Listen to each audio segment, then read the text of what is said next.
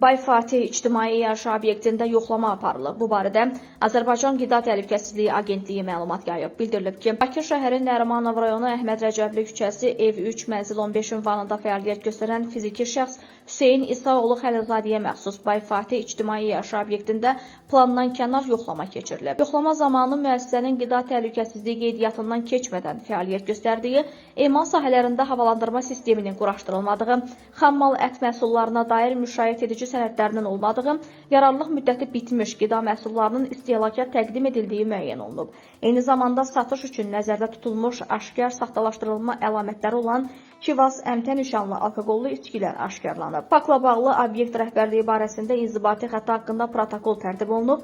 Qida təhlükəsizliyi tələblərinə uyğun olmayan məhsulların dövriyyəsinin qadağan edilməsi ilə bağlı məhdudlaşdırıcı qərar qəbul edilib.